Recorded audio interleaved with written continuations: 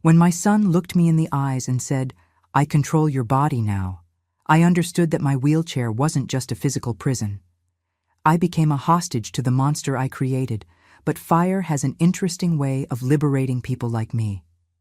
Good morning, good afternoon, or good evening, my dear friends. What an immense joy to be here with you today. I'm Eleanor Wilson, 73 years young, born in the small coastal town of Bayport, Maine, but now I live here in Portland, Oregon. The ocean has always been part of my life, you know, even when I thought I'd never feel the sea breeze on my face again. Today, thanks to God and the angels who crossed my path, I'm part of a wonderful wheelchair basketball group for people with disabilities. Yes, my dears, this grandma plays wheelchair basketball. Who would have thought, right? 3 times a week, I meet with other people who, like me, discovered that physical limitations don't mean the end of life, but rather a new beginning.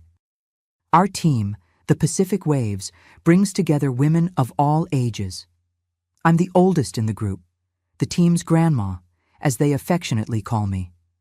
I started wheelchair basketball just 5 years ago when a social worker from the rehabilitation center invited me to check out the project. I, who barely left the house, who thought my life had lost its meaning, found on the courts a reason to smile again. From where I'm recording this video, I can see through the window the gym where we train. It's a simple place, but to me, it's a palace of liberation. The blue walls have witnessed many tears, both of pain and joy. On the wall, our trophies from regional championships shine like stars, reminding us that we're capable of much more than the world expects from us. Before continuing my story, I'd like to ask you to give this video a special like and subscribe to the channel. Each subscription is like a virtual hug that I receive, and God knows how much I need those hugs after everything I've been through. And you, my dear friends who are watching me now, tell me in the comments, which town are you listening from? And what time of day did you find this grandma? Having your morning coffee, after lunch when that nap is calling, or in the evening, wrapped in your cozy blanket? I read all the comments, you know. It does me a world of good to know who you are and when you take time to listen to my stories. Let's create a chain of caring. But today, my dears, I didn't come just to talk about basketball. I came to tell you how I got here, how a strong and independent woman ended up in a wheelchair, at the mercy of the one who should have protected her. It's a difficult story to tell, but I need to share it because I know many of you might be going through similar situations, or know someone who is. I wasn't always this white-haired lady who plays basketball. Before the wheelchair, before the fire that changed my life, I was a different person. A woman who couldn't imagine how her life could turn upside down in an instant. And that's the story I want to tell today, from the beginning, from when I could still walk with my own legs and didn't know that my own blood would become my jailer. My story begins way back, in the times when I still ran barefoot along the dirt paths of my childhood. I was born in Bayport in 1952, in a simple wooden house, the kind that creaks when the strong coastal wind blows. My father, Richard Wilson, was a fisherman, one of those who knows the sea like the back of his hand. A man of few words, but with an enormous heart. My mother, Mary Jenkins Wilson, was a seamstress who made the most beautiful clothes in the region. Her hands were rough from work, but so delicate when they moved across fabrics. We were 4 siblings. Me, the oldest, then came Thomas, 2 years younger, Sarah, 4 years after me, and the baby, Michael, who arrived when I was already 7 years old. Our house sat on a hill where you could see Bayport's harbor. It was a simple construction with 3 small bedrooms, a living room that also served as a dining room, and a kitchen with a wood stove that kept everything warm in winter. The yard was large, with apple, cherry, and blueberry bushes. In the back, my father maintained a vegetable garden that was our pride. We had chickens, too, and a dog named Skipper, who had lost a leg in an accident but was as clever as a fox. Life was simple, but we never went without. We woke up with the rooster's crow, even before sunrise. My siblings and I helped with chores from an early age. While my father went out to sea, before the sky even brightened, my mother prepared breakfast and organized the day. I helped care for my younger siblings and keep the house in order. By 9, I already knew how to make a bean stew that was praised even by the neighbors. The games of the time were simple, but full of joy. We ran barefoot on the beach sand, made wooden tops that my father taught us to carve, played stickball, a kind of baseball with improvised materials, and hopscotch. On summer nights, we gathered with other children to hear stories about sea monsters and local legends that made us tremble with fear and excitement at the same time. My best friend was Jenny, daughter of Mr. Thompson, who owned the only general store in our area. We spent hours inventing games by the sea, collecting shells and dreaming about the future. "When I grow up, I'm going to be a teacher and teach all the children in Bayport," she would say. I always replied, "And I'm going to have a big house where everyone can come and go as they please." At school, a wooden building with only 2 large rooms, we all studied together, children of various ages. Miss Henderson was strict, but fair. She was the one who awakened in me a love for reading, bringing used books she received from the city. "Eleanor has a good head for studies," she would tell my mother at school meetings. It was also at school that I began to notice social differences. While some children had new notebooks and colored pencils, we used reused notebooks and shared pencils among siblings. I never felt less because of this, but I began to dream of a life where I could have more choices. Religion was strong in our family. My mother was devoted to St. Elizabeth and took us to the local church every Sunday. The summer festival, in July, was the most anticipated event of the year. The houses were decorated, people wore their best clothes, and the procession passed through all the streets. My father, even being a reserved man, participated actively, helping to carry the platform with the saint's image. When I was 11, there was a terrible storm that almost took my father. His boat capsized, and he was adrift for almost an entire day. When they finally rescued him, he was dehydrated and had hypothermia. We spent 2 days keeping vigil by his bedside until the fever subsided. It was at that moment that I made a silent promise. If my father recovered, I would take care of my family forever, with all possible dedication. And that's what I did. From an early age, I took on responsibilities that didn't always belong to a girl my age. I took care of my siblings, helped with household chores, and still found time for studies. My mother would say, "Eleanor was born with a leadership spirit. This girl will go far." What I didn't know was that this sense of responsibility, this need to take care of everyone around me, would one day turn against me in a cruel way. Because it was by caring for others before myself that I ended up creating the man who would become my jailer, my son Robert. But at that time, I was just a girl full of dreams, running barefoot on the beach of Bayport, not imagining the twisted paths that life had in store for me. When I turned 12, my father got a better job on a larger boat, which fished in deep sea. The salary was good, but he spent weeks away from home. That's when I started taking on even more responsibilities, becoming almost a second mother to my siblings. And so, between early responsibilities and games on the beach, my childhood was saying goodbye, making room for an adolescence that would bring new challenges and decisions that would forever change the course of my story. When I turned 16, my life took an unexpected turn. The son of the fish market owner, Edward, a 22-year-old man, started sending me messages and small gifts. He was a hard-working man, respected in the community. My father, at first, didn't like the idea. "She's too young," he would tell my mother, who responded, "But he's a good catch, Richard. The family has money." I, at the height of youth, felt flattered by the attention. After 6 months of chaperone dating, with his visits to our house on Sundays and walks always accompanied, came the marriage proposal.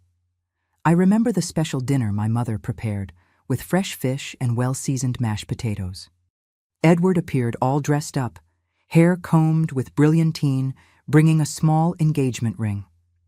"I want to make your daughter a respectable woman," he told my father, who nodded, hiding the emotion that only later, in the backyard, he would show to me.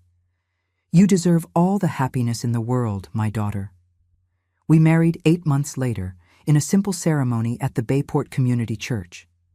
I went to live in the house that Edward had built, not far from my parents' house. At first, everything was roses. He worked hard at his father's fish market, and I took care of the house with the same care I had learned from my mother. On weekends, we received visitors or went to the beach. Life seemed like a dream come true. With almost a year of marriage, I got pregnant with Robert. It was a difficult pregnancy with severe morning sickness that left me bedridden for days. Edward showed patience at first, but as the months passed, he started complaining about food that wasn't ready, the house that wasn't tidy as he liked. "You have to try harder, woman. Pregnancy isn't an illness," he would say, while I tried to hide my tears. My mother noticed my sadness when she came to visit, but I always disguised it. "It's just pregnancy fatigue, Mom. Everything's fine." Robert was born on a stormy night, after 18 hours of labor. A big boy, almost 9 pounds, with his father's eyes and my nose. When I held him in my arms for the first time, I promised myself that he would have everything I didn't have: complete education, a comfortable home, opportunities I never dreamed of for myself. In the first few months, Edward seemed proud of his son, showing him off to friends at the fish market. But soon, he became irritated with my dedication to the baby. "Seems like only the boy exists now." "And me? Who takes care of me?" he questioned, slamming the door as he left for work. It was when Robert was just over a year old that I noticed the first signs that something was wrong with Edward. The smell of whiskey on his breath when he came home late, lipstick stains on his shirt that he tried to hide, the money that started to be missing for household expenses. One Saturday night, he came home drunk, staggering and shouting my name. Robert woke up frightened, crying. I tried to calm the situation, but Edward was beside himself. "You and that brat ruined my life," he yelled, breaking a vase we had received as a wedding gift. It was the first time I felt real fear of him. The situation only got worse as the months passed. Edward drank more and more, spent money on gambling and other women. I started doing small sewing jobs, as my mother had taught me, to supplement the income he increasingly brought less to the house. When Robert turned 3, my father-in-law's fish market went bankrupt. The old man had trusted his son too much, who diverted money for his vices. Suddenly, we were without the main source of income. That's when I decided to return to my parents' house in Bayport, taking Robert with me. "I'm not going back to that dead-end town. I'd rather try life in Boston," Edward said when I announced my decision. Deep down, I felt immense relief. It would be a chance to start over without the weight of that marriage that had become a burden. I returned to my parents' house as a defeated woman, but they received me with open arms. "Daughter, this house will always be your safe harbor," said my father, while my mother was already preparing the room for me and Robert. The first months back were for adaptation. Robert missed his father, as absent as Edward had been. "Where's Daddy?" he would ask frequently, and my heart would tighten as I answered, "Daddy's working far away, son." I got a job at the only school in the region, as a janitor. It wasn't much, but it allowed me to contribute at home and still save a little for Robert's future. My mother took care of him while I worked, filling him with affection and stories. It was during this time that I began to notice the first signs that Robert would be a difficult child. At 4, he already had temper tantrums that scared even my father. He would break toys on purpose, mistreat the animals in the yard, and when contradicted, had crying fits that lasted for hours. "This boy needs a father," my mother would say, concerned. "It's not lack of a father, Mom. It's Edward's blood running in him," I would reply, increasingly worried about my son's temperament. When Robert turned 7, I received the news that Edward had died in a car accident in Boston. He was drunk and crashed head-on with a truck on the highway. I cried not for the man he had become, but for the dream we had lost. I decided not to take Robert to the funeral. Instead, I told him that his father had gone to live with God. He remained silent for a long time and then said something that froze my soul. "Now I'm the man of the house, right, Mom?" As Robert grew, his behavior became more concerning. At school, he was isolated, with few friends. Teachers always called me to complain about his aggressiveness with classmates or his refusal to follow rules. At home, he became increasingly demanding, wanting clothes and toys I could barely afford. "You need to set limits for that boy," advised my father, already aged and tired. I tried, but always ended up giving in. It was as if I were trying to compensate for his father's absence, the move to his grandparents' house, all the difficulties he faced because of me. Or so I thought. When Robert turned 15, my father died of a massive heart attack. It was a hard blow for all of us, but especially for my mother, who withered quickly after losing her lifelong companion. 6 months later, she also left us, after pneumonia that her weakened body couldn't fight. Suddenly, it was just Robert and me in the old wooden house by the sea. The inheritance wasn't much beyond the house, and some savings my parents had kept throughout their lives. With the money, I managed to open a small sewing studio in the front room, turning what I had learned from my mother into our livelihood. Robert, then 16, showed more and more traits of his father. The taste for alcohol started early, as did bad company. He dropped out of school in his freshman year of high school, despite all my efforts to keep him studying. "School doesn't make money, Mom." "Look at you.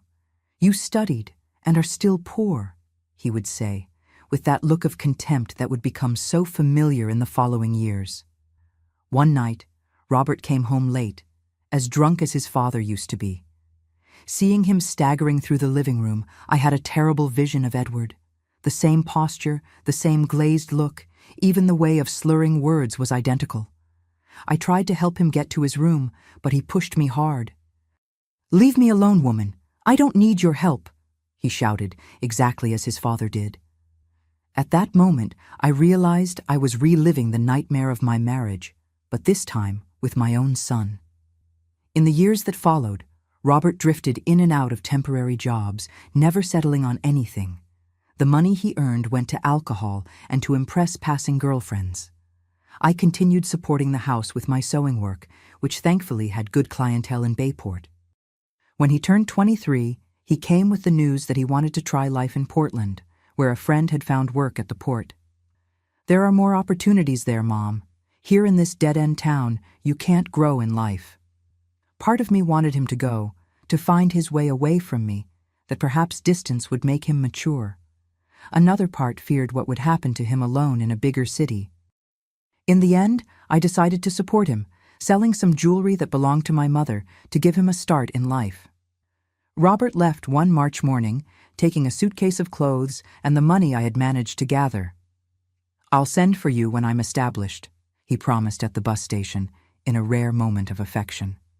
For 6 months, I received sporadic phone calls and some letters. He said he was working at the port, sharing a house with friends, that life was improving. Then, the calls became rarer. The letters stopped coming. When I managed to speak with him, he always had an excuse.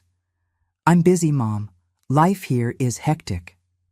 Then, on a rainy night, almost a year after his departure, Robert appeared at our door in Bayport. He was thin, haggard, with deep circles under his eyes. "I lost my job, Mom. Things didn't work out." I welcomed my son back, as I always did. He told me a confusing story about injustices at work, colleagues who betrayed him, a boss who didn't recognize his value. But through mutual friends we had in Portland, I learned that the truth was different. Drunkenness, constant absences, money borrowed and never returned. That's when I made the decision that would change our lives forever. I decided to sell the house in Bayport and move to Portland with Robert.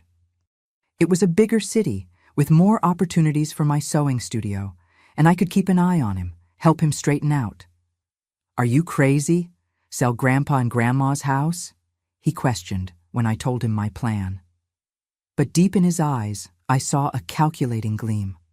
Robert knew the house had value, and that in Portland, that money could provide a more comfortable life than what we had. In 1996, at 44 years old, I sold the house where I grew up and moved with Robert to Portland. We bought a small but comfortable house in a simple neighborhood, not too far from downtown. With the money left over, I set up a better-equipped studio and even managed to buy a used car for Robert, hoping that would help him get a stable job. In the first few months, he really seemed to be trying. He got a job as a delivery driver at a beverage distributor, ironic, considering his problem with alcohol. He left early, returned in the late afternoon, and for some time, I thought the move had been positive for both of us. My studio was also thriving. The clientele grew each month, and I began to feel professionally fulfilled for the first time in my life. Gradually, I made friends in the neighborhood and at the local church, building a support network I hadn't had for a long time. It was during this time that I met Geraldine, a widow who became my best friend in Portland. She was the first to warn me about Robert. "Eleanor, I know he's your son and you love him, but I've seen him stumbling out of the corner bar almost every day." I wanted to deny it, to say she was mistaken, but deep down, I knew it was true. The signs were there. Breath disguised with mints, money mysteriously disappearing from the drawer where I kept the studio's cash, increasingly frequent arguments when I confronted him. One Sunday evening, after a lunch where Robert barely touched his food and left soon after, determined to confirm my suspicions, I went to the bar Geraldine had mentioned. I stopped across the street, watching discreetly. My heart sank when I saw my son, already visibly intoxicated, laughing loudly with a group of strangers, paying for rounds with what was certainly the money missing from my studio. I returned home devastated, not knowing what to do. That same night, Robert arrived late, more drunk than ever. When I tried to talk, he exploded. "You followed me? Now you're a spy? I'm not a kid to be watched anymore." The argument escalated quickly. For the first time, Robert raised his hand to me, stopping inches from my face. "One day you'll see. One day you'll need me, and then we'll see who's in charge in this house." That veiled threat echoed in my head for days. I tried to talk to him when he was sober, suggest professional help, even threatened to cut off his access to money. Nothing worked. The situation only got worse each day. That's when I decided to take more drastic action. I talked to the owner of the distributor where Robert worked, expressing my concern. The man, who was a father and grandfather, understood the situation and promised to give Robert an ultimatum. Either he got treatment or he would lose his job. The plan backfired. When confronted by his boss, Robert simply quit and came home furious, blaming me for destroying his life. From that day on, he stopped pretending to look for work. He spent his days sleeping and his nights drinking, supported by my work at the studio. I tried everything: conversations, pleas, threats to throw him out of the house. Nothing worked. Robert knew I would never have the courage to put him on the street. The bond between mother and son, as toxic as it was too strong to break. And then, on a seemingly ordinary morning in 2001, the accident happened that would change everything. I was on my way to the market, crossing a busy street in Portland. It all happened very quickly. A speeding car, the sound of braking, the violent impact. I remember only flying through the air, and then darkness. I woke up 3 days later in the hospital, with tubes and machines everywhere. The first person I saw was Geraldine, my friend, with eyes red from crying so much. "Thank God you woke up, dear," she said, holding my hand. It was she who gave me the news that would change my life forever. My spine had been severely damaged in the accident.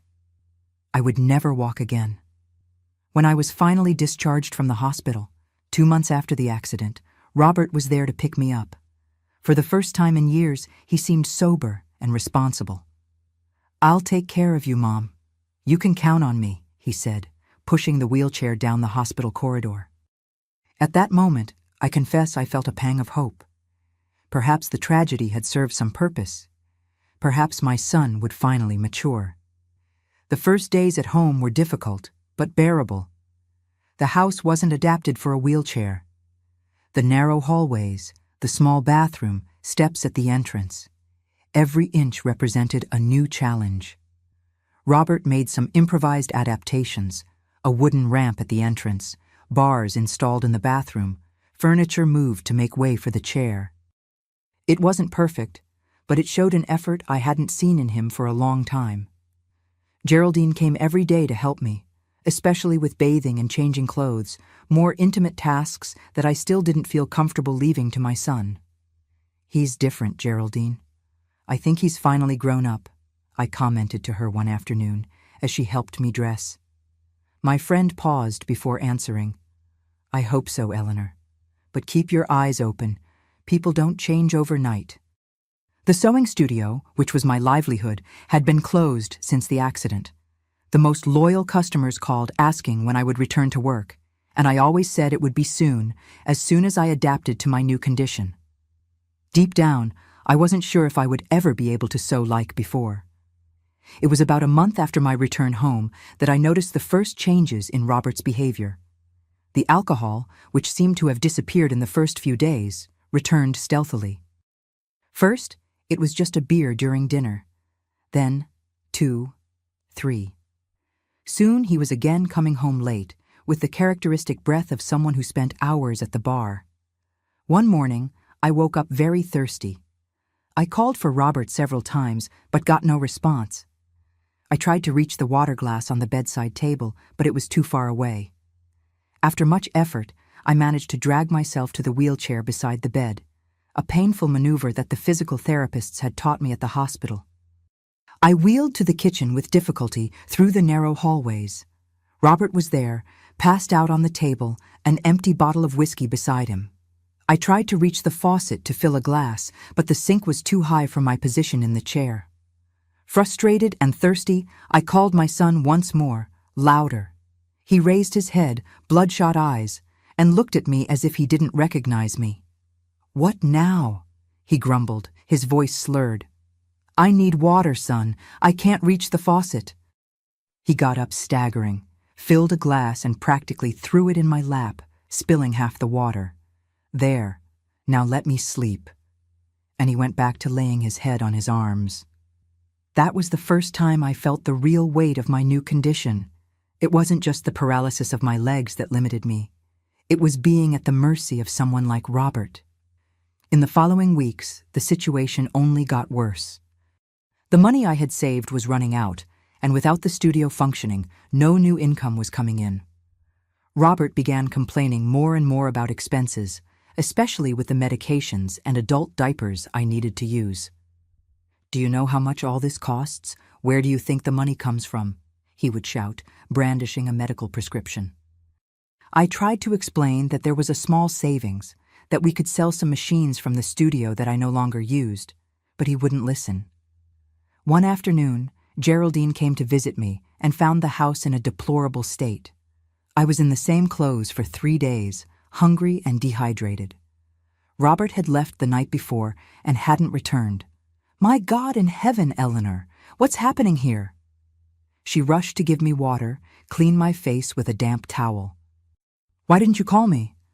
I showed her the phone, which had been moved to a high shelf, completely out of my reach. "He said the bill was too high, that I was calling everyone." Geraldine helped me bathe, dressed me in clean clothes, and improvised a meal with the little she found in the almost empty refrigerator. "This can't continue, Eleanor. You need professional help, not this kind of care." But what she didn't understand was that I had no choice. The disability pension still hadn't come through, and the little money that remained barely covered medications. Depending on Robert wasn't an option. It was the only possible reality. When my son returned, almost a day later, he found Geraldine still there. The two had a heated argument in the backyard, of which I could only hear fragments. "She's my mother, not yours," Robert shouted at one point. "If you're not satisfied with how I take care of her, the front door is the service entrance." Geraldine came in, eyes watery, and hugged me tightly before leaving. "I'll find a way, friend. I won't abandon you." It was the last time I saw her for a long time.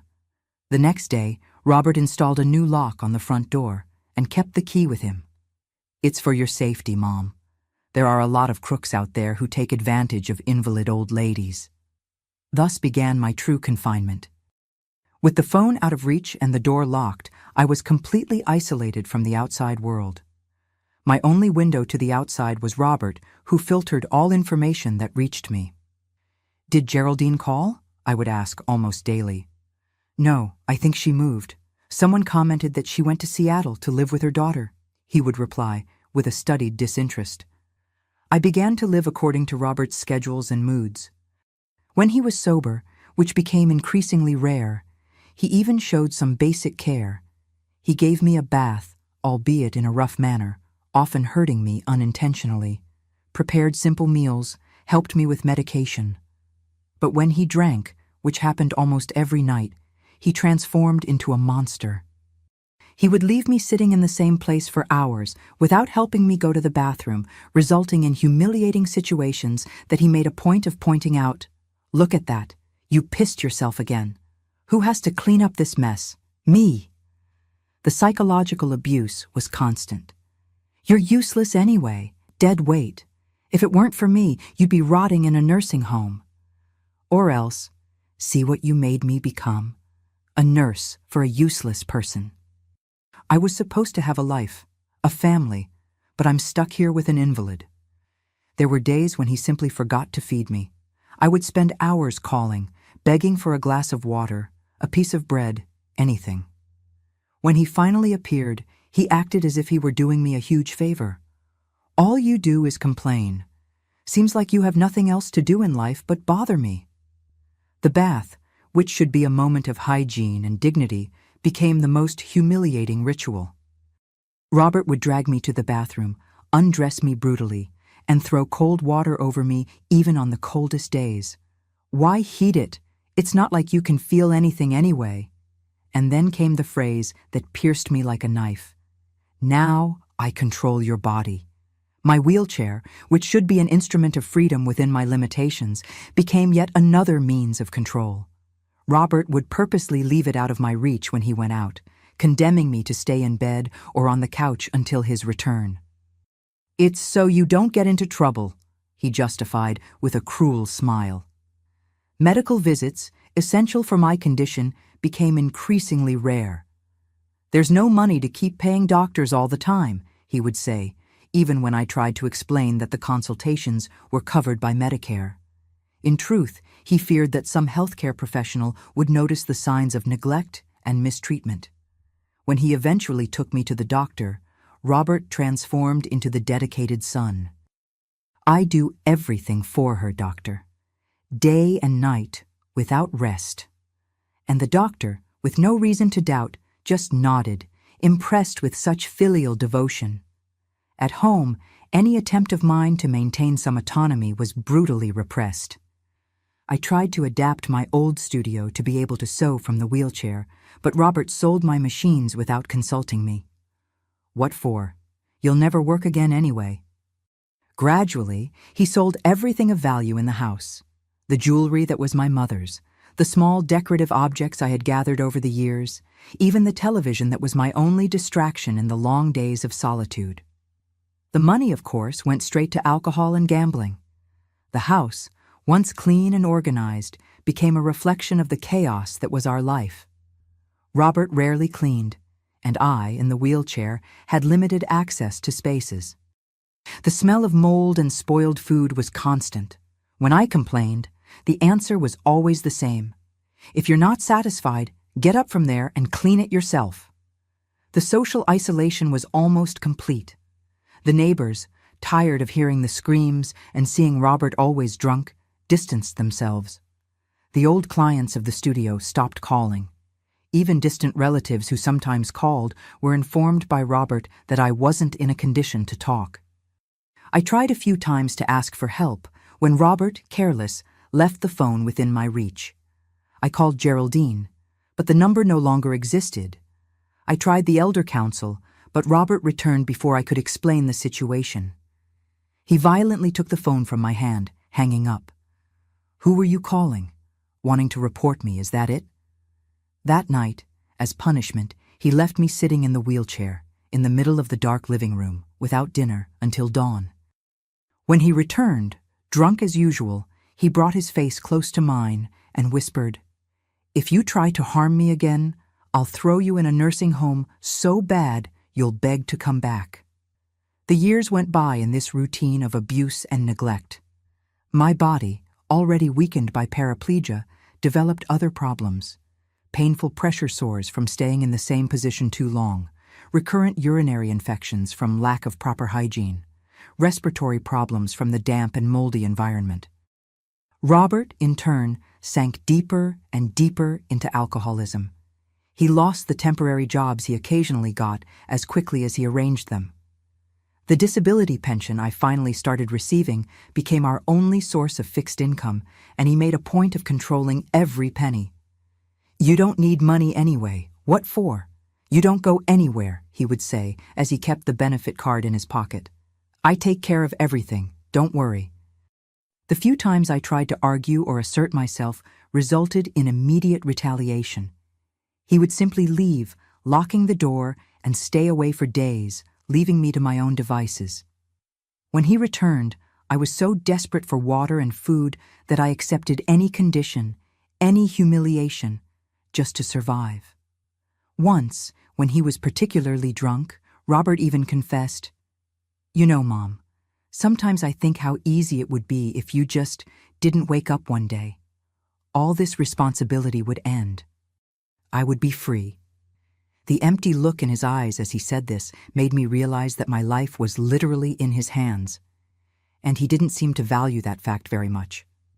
In 2008, almost 7 years after the accident, something happened that slightly changed our dynamic. Robert met a woman, Irene, who by some miracle seemed to genuinely like him, despite all his flaws. When she started frequenting our house, the abuse temporarily decreased. Robert, wanting to impress her, acted like the dedicated son in her presence. Irene, a simple but good-hearted woman, began to help me with basic care. For the first time in years, I took decent baths, had clean clothes, tasty food. She even reorganized the house, making it more accessible for my wheelchair. "You deserve more care, Ms. Eleanor," she would say as she combed my hair that hadn't received proper attention for years. "Robert does what he can, but men aren't good with these things." If only she knew the truth. But I didn't have the courage to tell her. I feared that if she left Robert, I would lose the only person who had brought a bit of humanity back into my life. Unfortunately, as expected, the relationship didn't last long. Robert, with his fits of rage fueled by alcohol, soon showed his true character to Irene. After a particularly violent argument, she never returned. With her departure, the situation worsened beyond imagination.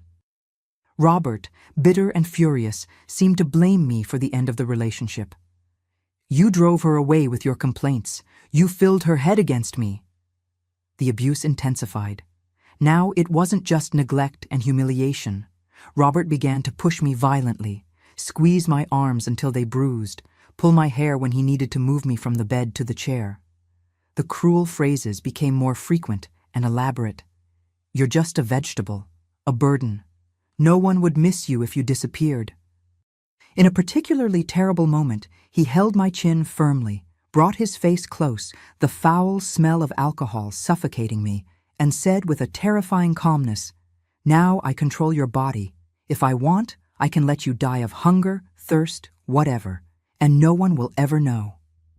It was at that moment, looking into the eyes of the monster my son had become, that something within me awakened. It wasn't anger or fear. It was an icy clarity, an absolute certainty that if I didn't do something, my fate was sealed. I would die slowly and miserably under my own son's care. That night, while Robert snored drunkenly on the living room couch, I began to think of a plan. Not of escape. Where would I go? An elderly paraplegic with no resources. Not of reporting. Who would believe me against the dedicated son? No. What I began to plan that night was something much more definitive.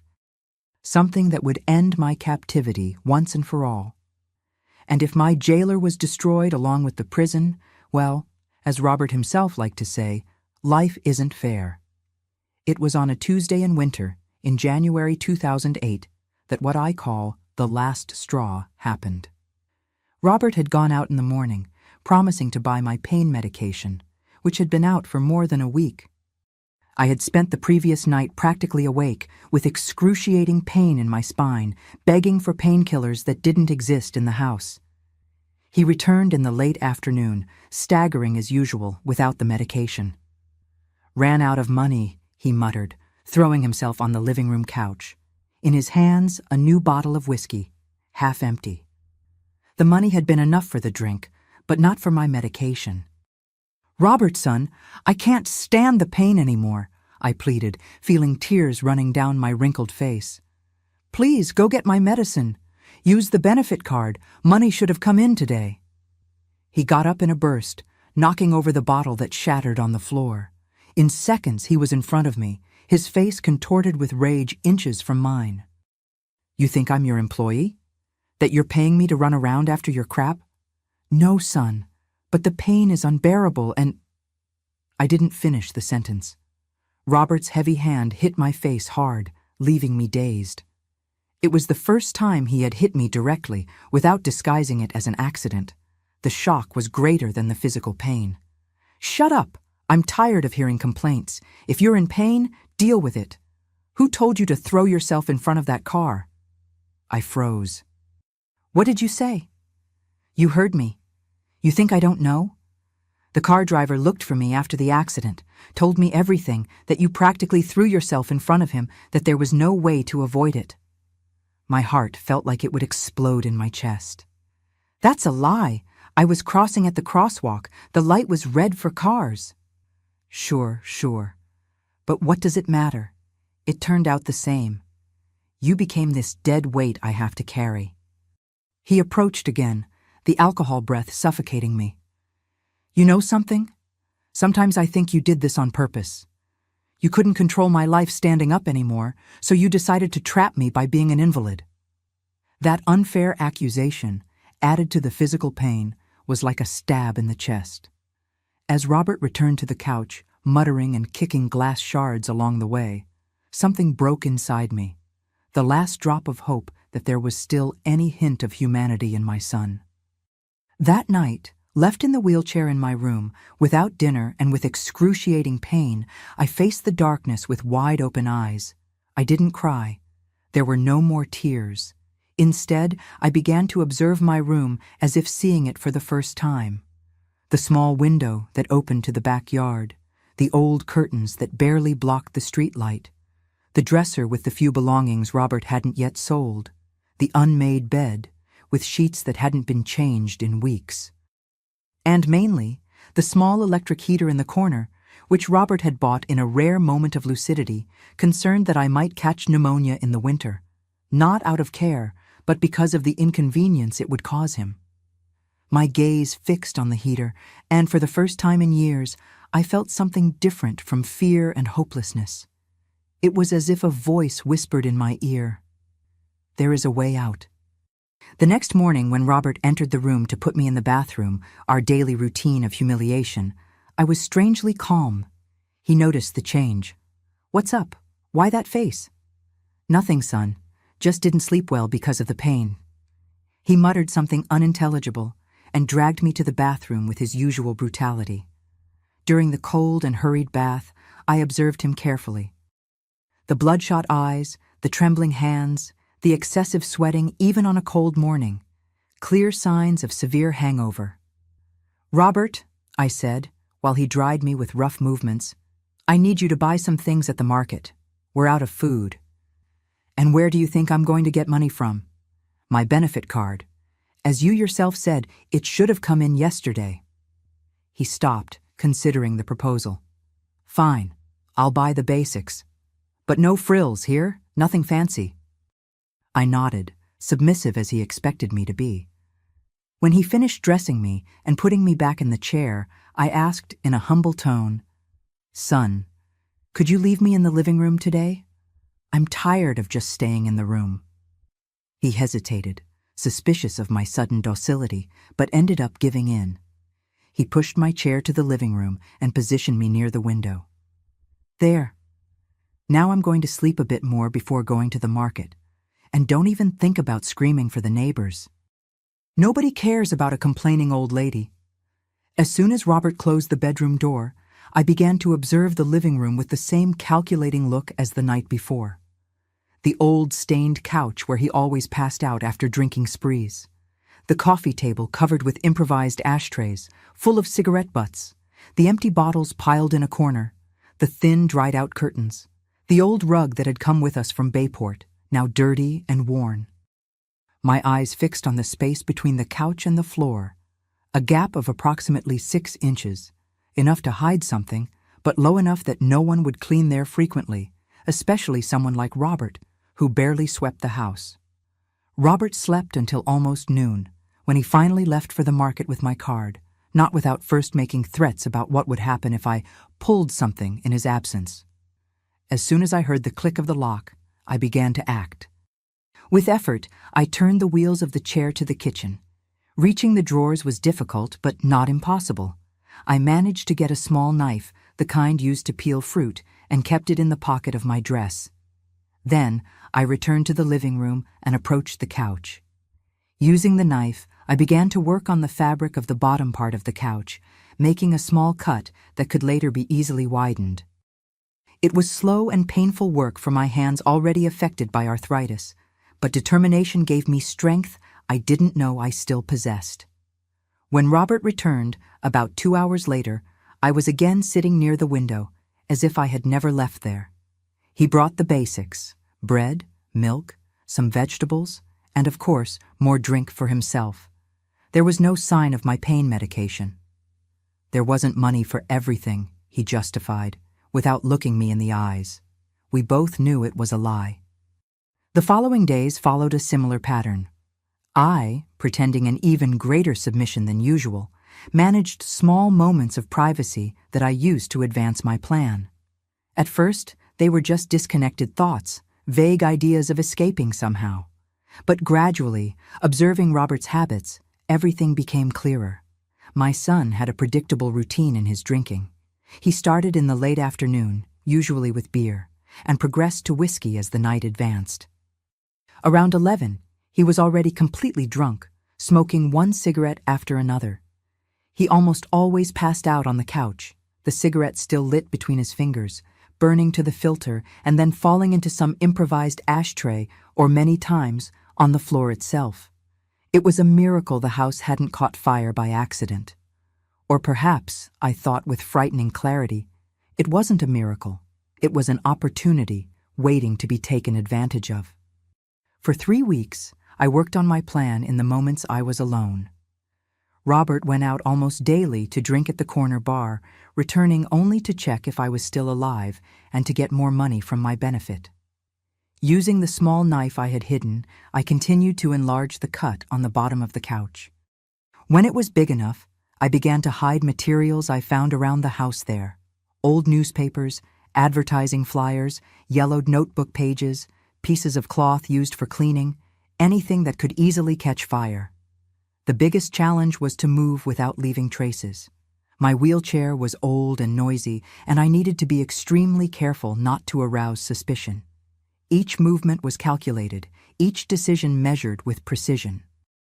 One afternoon, I found at the bottom of a kitchen drawer a small bottle of rubbing alcohol that Robert used to clean wounds when he still minimally cared about my health.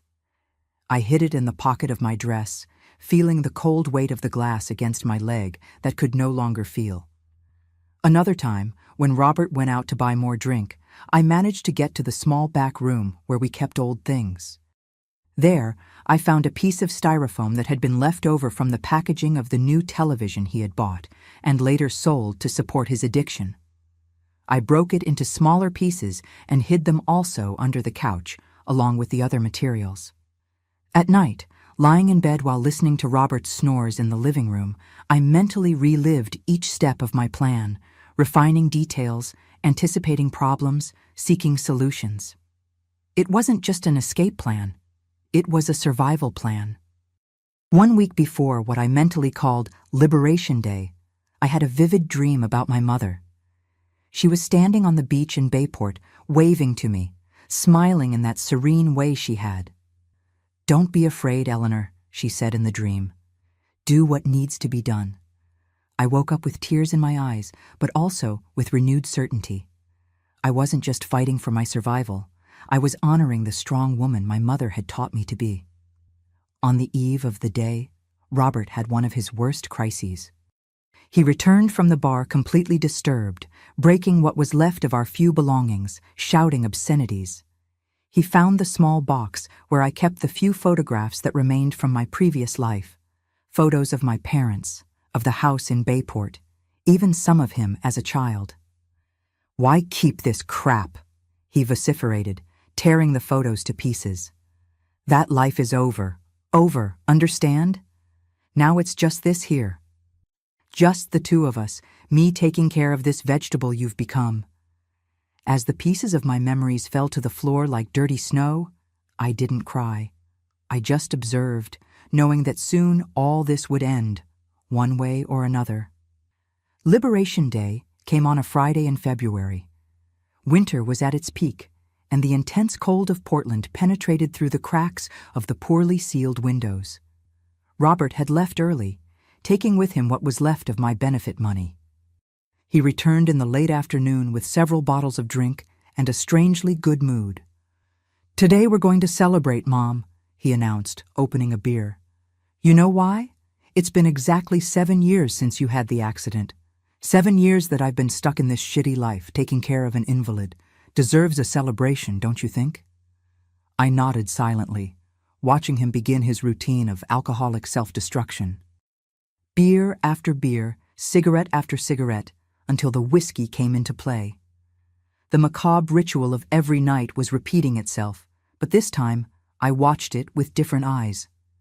Around 10 at night, Robert was already visibly altered. He staggered around the living room, knocking things over, muttering disconnected words. He took the pack of cigarettes from his pocket and lit another one, throwing himself heavily on the couch. "You know, Mom," he said, his voice slurred by alcohol, "sometimes I think about what my life could have been if you had died in that accident." He blew a puff of smoke in my direction. "I would be free. I would have sold everything, gone away, started again somewhere else." I didn't respond. I just observed as he continued his drunken monologue, the cigarette dancing between his fingers, the ash growing dangerously. "But no, you had to survive, right? You had to continue controlling me, even from that wheelchair, even being dead weight." Once again, that phrase that had become his mantra. "Now I control your body." I closed my eyes for a moment, feeling the weight of those words. When I opened them again, Robert was already falling into alcoholic torpor, his head hanging to the side, the cigarette still lit between his fingers. "Son," I called softly, "I think you better put out that cigarette before you sleep." He raised his head with difficulty, eyes half closed. "Don't tell me what to do," he muttered, before letting his head fall again. I waited. 10 minutes, 15, 20. I observed his breathing become heavy and regular, the light snore indicating he had plunged into the deep sleep of the inebriated. The cigarette, forgotten between his fingers, burned slowly, approaching the filter. With effort, I began to move my chair toward the bedroom. Each inch seemed an eternity. Each squeak of the chair sounded like thunder to my ears. But Robert didn't move. In the bedroom, I positioned the chair strategically near the window that opened to the backyard. I opened it slowly, feeling the cold night air invade the environment. It was my escape route, if everything went right. I returned to the living room, my heart beating so hard I feared Robert might hear it. He remained motionless on the couch, the cigarette now almost at the end. With care, I approached as much as I could. Using the handle of the small knife I had kept, I managed to discreetly poke Robert's arm, making the cigarette slip from his fingers. The small ember fell exactly where I expected, in the gap between the couch cushions, near where I had hidden the flammable materials for weeks. For a moment, nothing happened. Then, a thread of smoke began to rise, almost imperceptible. I slowly backed away with the chair, returning to the bedroom without taking my eyes off the scene that unfolded. From my bedroom, I could partially see the living room through the half-open door. The smoke gradually increased, and small flames began to lick the bottom of the couch. Robert remained unconscious, oblivious to the growing danger. It was at this moment that the reality of what was happening hit me with full force. It wasn't just an abstract plan now. It was real. A fire was starting, and my son was there, as helpless as I had been all these years. For an instant, I almost shouted to wake him up. I almost went back to try to put out the fire. Almost. But then I remembered all the nights I begged for water and was ignored. All the days I went without medication, feeling excruciating pain. The daily humiliations, the constant insults, the threats, the times I wished for death as the only possible exit. "Now I control your body," Robert's voice echoed in my mind, and the hesitation passed. I closed the bedroom door, partially isolating myself from the smoke that was beginning to fill the house, and waited. The flames grew rapidly, fed by the materials I had carefully hidden. The heat increased, and soon I could hear the crackling of the fire devouring the couch, the curtains, the old rug. It was only when the flames were already high, consuming half the living room, that Robert finally woke up. I heard his panic scream, the sounds of his disoriented footsteps, objects falling. "Mom! Fire! Mom!" It was then that I shouted, pretending desperation. "Help! Help! I'm trapped in the bedroom! Someone help me!" I wasn't shouting for Robert. I was shouting for the neighbors, for anyone who might hear. I was shouting to create an alibi, so that everyone would know that I, a poor paraplegic lady, was helpless in my bedroom while the house caught fire. The following minutes were a blur of sounds, smells, and sensations. The intense heat, the smoke entering through the door gap, the growing difficulty breathing. Robert's desperate screams, getting weaker and weaker until they completely ceased. Sirens in the distance, neighbors' voices, the sound of glass breaking. And then, when I was almost losing consciousness from the smoke, my bedroom window was completely broken from outside. Strong hands lifted me from the chair, and I was carried to the safety of the cold night. "You're safe now, ma'am," said the firefighter who rescued me. "Can you tell me if there's anyone else in the house?" With a weak voice from the smoke and tears in my eyes, real tears, but not for the reason he imagined, I replied, "My son. My son was in the living room." I observed from a distance, wrapped in a thermal blanket and with an oxygen mask on my face, as the firefighters tried to control the flames and enter the house. But it was too late. The fire had consumed almost everything, including Robert's body, still on the couch where he had so many times passed out drunk. When they told me he hadn't survived, I covered my face with my hands and cried. I cried for the child he had once been. I cried for the mother I was, trying to protect and guide him. I cried for the monster he had become and for what I had to do to survive. But deep down, in a secret place in my heart that I would never reveal to anyone, I felt something different. It wasn't exactly relief nor satisfaction. It was simply the end of a nightmare. As I would say years later to myself in the silence of the night, I didn't set him on fire. I just arranged the house for the hell he himself created. After the fire, I was taken to the hospital with minor burns and smoke inhalation. While the doctors took care of my body, my mind wandered between relief and guilt. Not for Robert's death, that was a wound that had healed long before the fire, but for what I had become to survive. "You were very lucky," commented one of the firefighters who visited me at the hospital. "If you had been in the living room like your son, you wouldn't have had a chance. Seems like God was watching over you." I nodded in silence.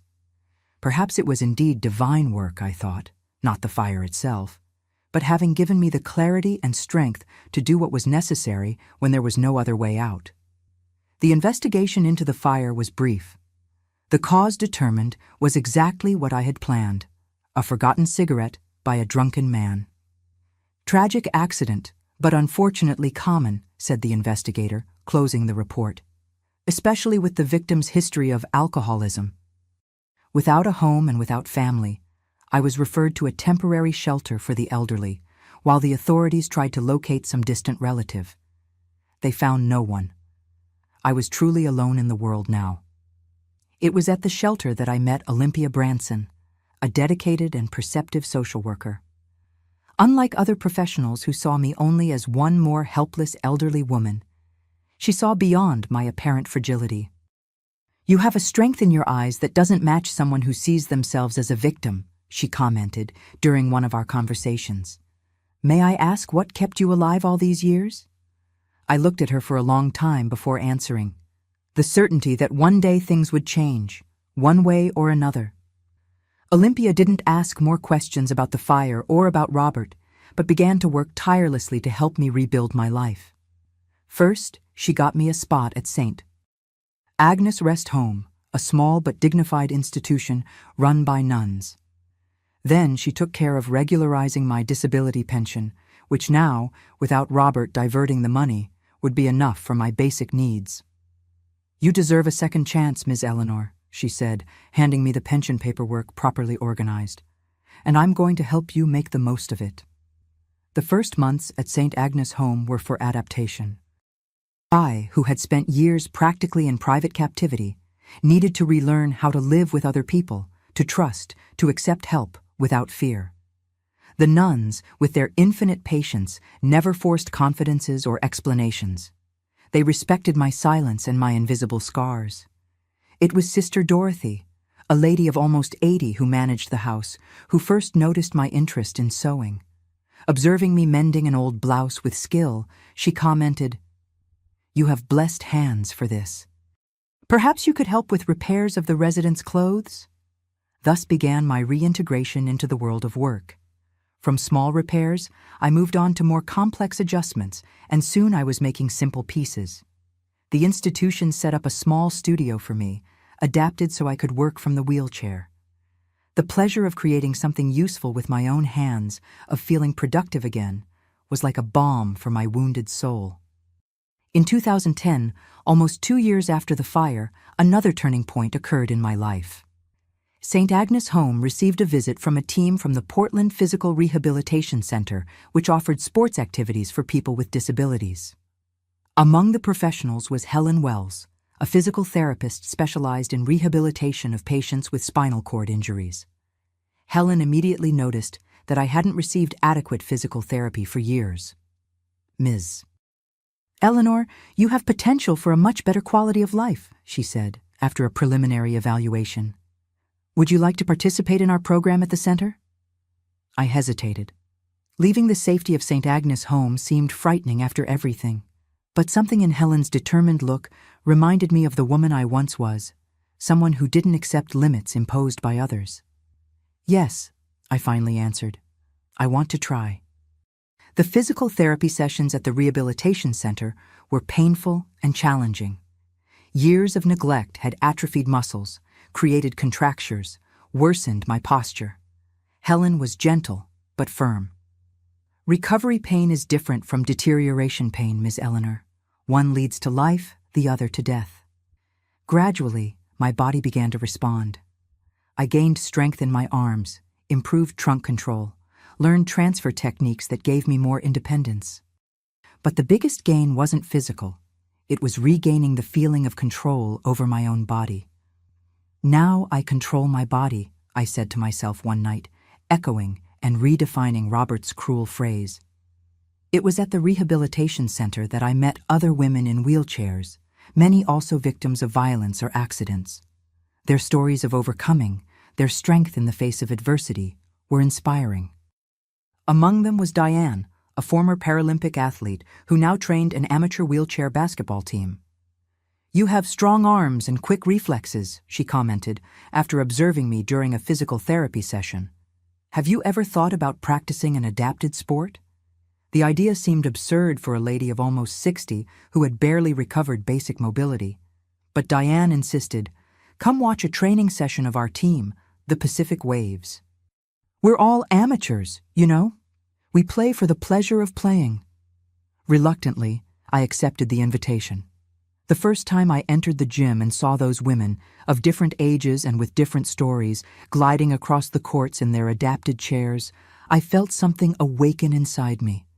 A spark of life that the fire hadn't consumed. I started just by observing, then participating in some basic exercises. To my surprise, the manual skills developed in decades of sewing gave me a certain advantage in ball control. In 6 months, I was already participating in the complete trainings. In a year, I played my first friendly game. Basketball gave me more than physical activity. It gave me a group of belonging, true friends who didn't judge me for my past, but valued me for my present. Women who, like me, had been reborn from the ashes of their own tragedies. Meanwhile, Olympia continued to support me in other areas. With her help, I got a small, adapted apartment through the city's housing program. "It's time to have your own space again, Ms. Eleanor," she said, handing me the keys. "You've proven that you can live independently." Moving to my own home was both scary and liberating at the same time. The memories of the house I shared with Robert still haunted me occasionally, but the new apartment carried no ghosts, only possibilities. I decorated it with simplicity, using my own sewing work for the curtains and pillows. I installed support bars, ramps where necessary, and furniture adapted to my height in the chair. Every detail planned by me, for me. Every corner reflecting my new identity. A survivor, not a victim. In 2015, 7 years after the fire, I received an invitation I would never have imagined. Diane was retiring as coach of the Pacific Waves and suggested my name to take over the role. "You have the life experience and wisdom these girls need," she argued. "It's not just about technique, it's about teaching resilience." I accepted, becoming the team's first wheelchair coach. Under my guidance, the Waves didn't become state champions or record breakers. That was never our goal.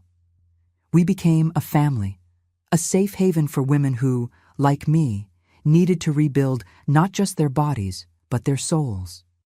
In one of the first meetings as a coach, a newly arrived young woman to the team, visibly embittered after an accident that left her paraplegic, asked me how I managed to seem so at peace with my condition. "I'm not at peace with the wheelchair," I answered honestly. "I'm at peace with myself.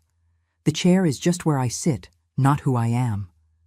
It was at that moment that I realized how much I had changed, not just externally, but at the core of my being. The fire that consumed my past didn't destroy me, it purified me. From the ashes of that burning house emerged not just a survivor, but an entirely new woman. Today, at 73, I look back and see not just the tragedies, but the path of overcoming. I don't deny any decision I made. Each one brought me here, to this life that, with all its limitations, is genuinely mine. As I recently told my team, sometimes to really live, we need to let something die. It may be a dream, a toxic relationship, or even the person we believed we were. From the ashes, something new is always born.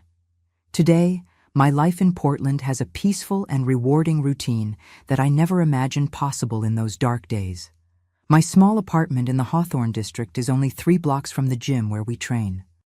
It's a modest place, but cozy, which I decorated with my own sewing creations, colorful pillows, patchwork curtains, quilts that make the environment seem to embrace whoever enters. I wake up early, around 5:30 in the morning, an old habit that neither the years nor the difficulties managed to change. I prepare my strong coffee in the adapted coffee maker, one of many modifications I made in the apartment to ensure my independence. While I have coffee on the small balcony, I observe the day dawning over Portland, the first lights, the first sounds of the city awakening. This moment alone, with my thoughts and my coffee, is sacred to me. Perhaps because for so long I didn't have the right even to these small pleasures. Or perhaps because at 73 I've learned to value the beauty of simple things that before went unnoticed. 3 days a week, Mondays, Wednesdays, and Fridays, I go to the gym for the Pacific Waves training. The route has become easier since the city improved the neighborhood sidewalks with accessibility ramps. Even so, I always leave with time to spare. I like to feel the wind on my face as I propel my chair through the still, quiet streets of the mornings.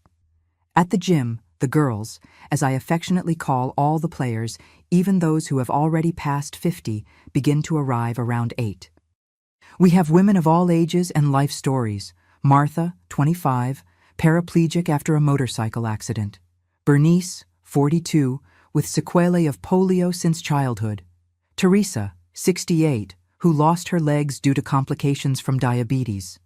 Different conditions, different stories, but the same spirit of overcoming that unites us.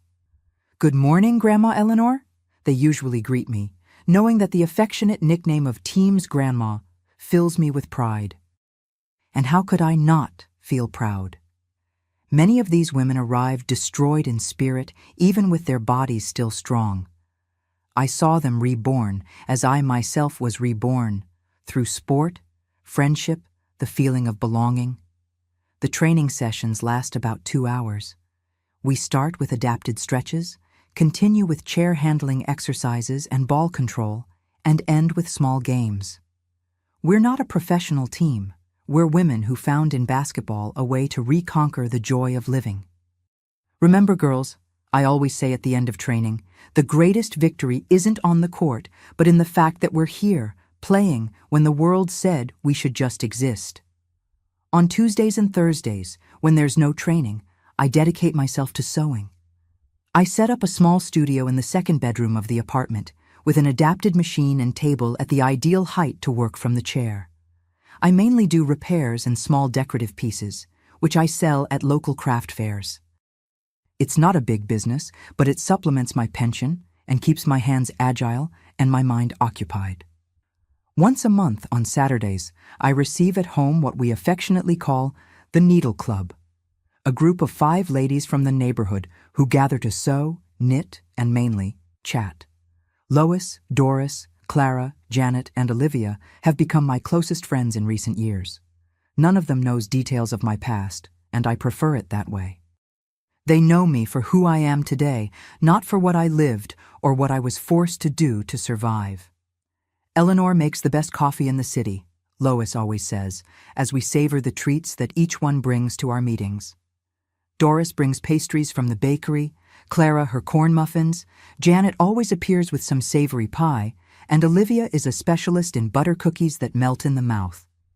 I contribute with strong coffee and light stories about the waves, which they love to hear. On Sundays, I participate in the prayer group at St. Elizabeth's Parish here in Portland. The church has an access ramp and reserved space for wheelchair users, an inclusion that is still not common in many places.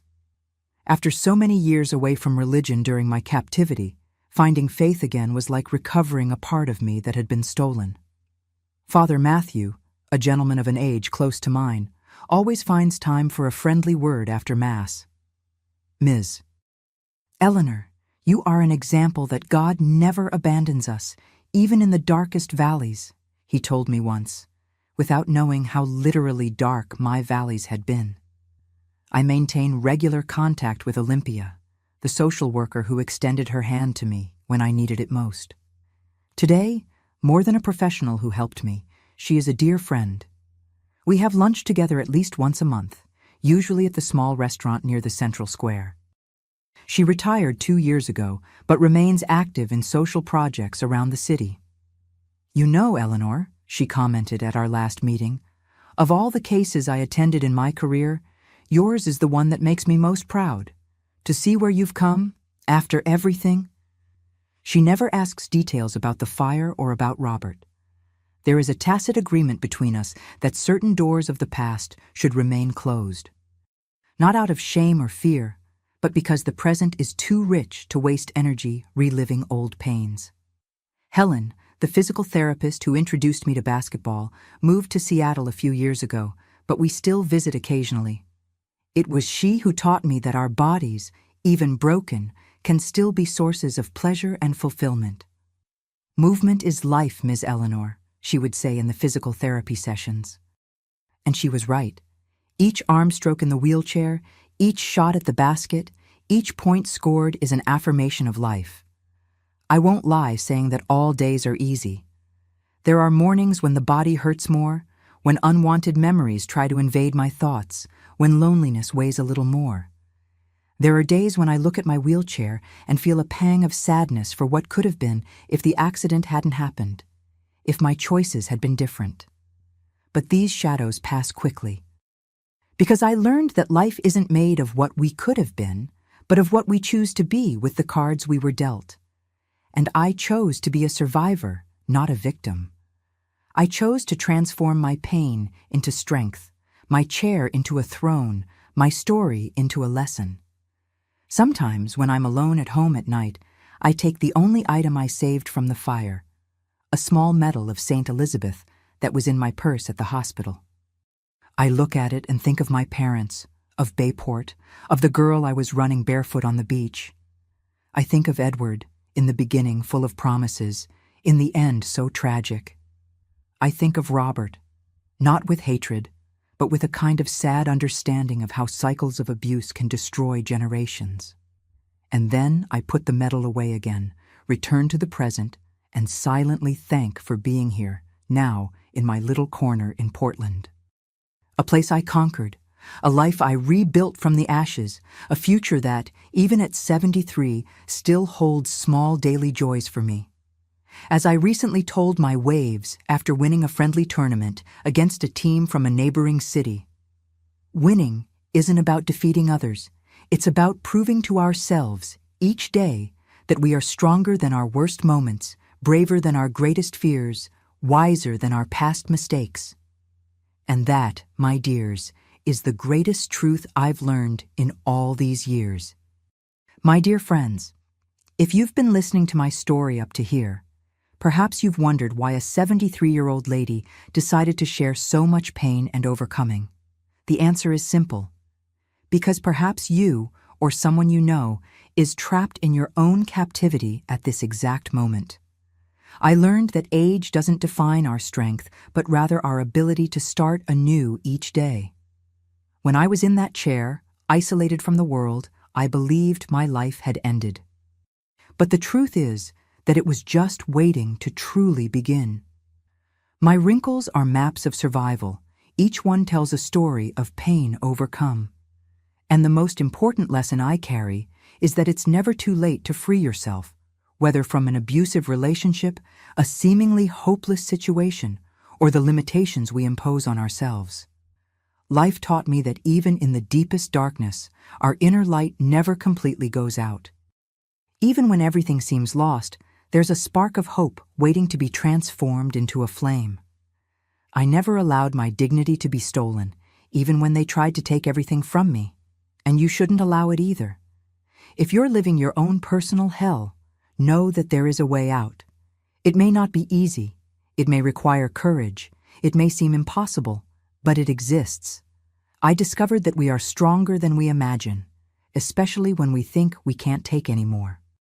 Human beings have an incredible capacity to rise from their own ashes, to find light where there were only shadows.